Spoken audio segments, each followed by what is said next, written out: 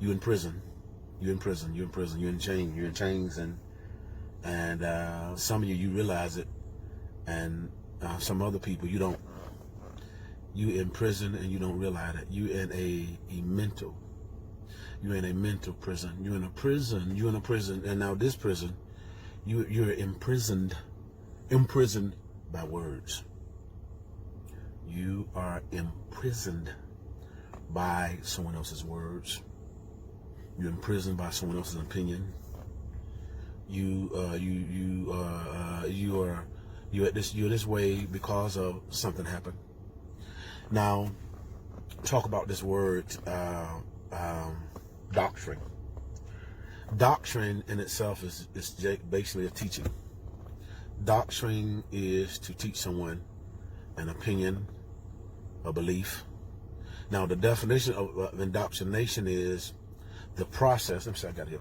The process of teaching a person or group to accept a set of beliefs uncritically. So, in other words, when someone is indoctrinating someone with their opinions or their beliefs or whatever it is, what they do, they will tell you, but they don't want you to debate. When someone is indoctrinating you, they will never want you to debate. Never want you to answer questions on why. See, because when you start to ask questions, then it messes up what they're trying to do. They're trying to plant seeds. They're trying to plant seeds of thoughts, of their thoughts. It's like if I can use an example, a salesman, car salesman, any kind of salesman. The purpose of that salesman is to get you to buy that product. The purpose of that salesman or salesperson is to get you to buy that product. And what they will do, they will present it to you. And they will give you all the reasons why you need it. You got to have it. You can't leave without it. And so what a salesman will try to do, they will try to indoctrinate you or teach you their beliefs or their opinion of how to get that car. And so basically what they're doing, they're selling you their beliefs on how to get it. Basically they're planting the seed of you need to get it. And it's also called, indoctrination can also be called the power of suggestion.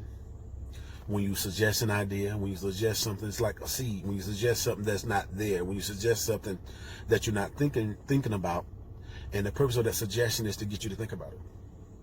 And the more you think about the thought, your imagination is going to make it grow. And the more it grows and grows, tree going to come up. The more it grows, leaves will come up. And then finally, the more it grows, it is going to bear fruit. And fruit is the actions. The actions. And so that's the process. And that's the process of what the enemy wants to do. He wants to indoctrinate you, in this sense, with hurt. Whatever happened, whatever kind of condition, whatever situation, wherever the fallout happened at, it doesn't matter whose fault it was. It could have been her fault. It could have been his fault. It could have been their fault. Whatever fault it is.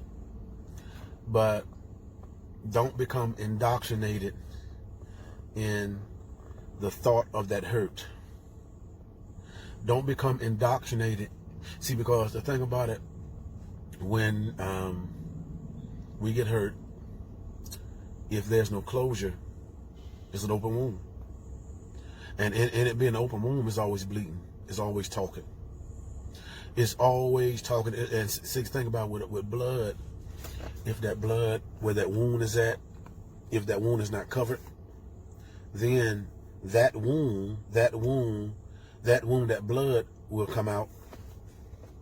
The blood will come out. But also, there's times when you might have a wound and there might be a scab on it. And the purpose of the scab is to protect what's on the inside.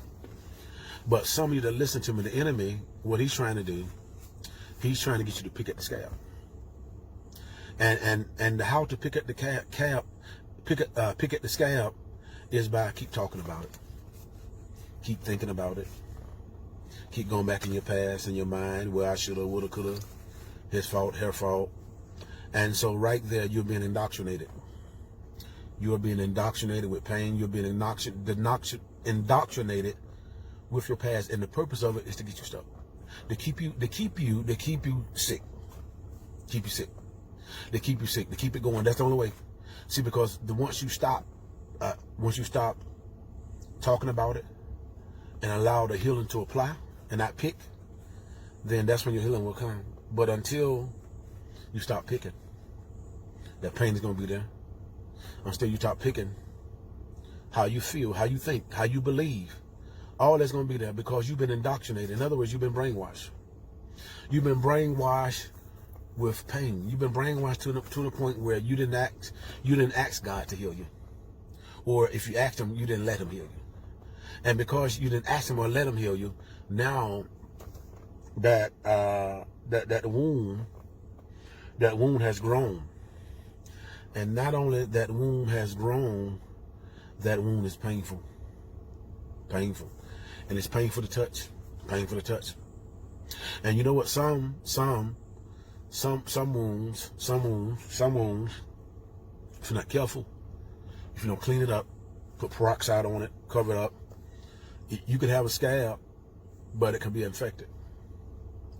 And what happens when a wound becomes affected, it becomes sensitive to touch. Sensitive. And this is many of you, you're sensitive to touch. You're sensitive to certain topics. They talk about it. Flout to have them. You're not ready to have them. But you need to have them because in that conversation is your healing.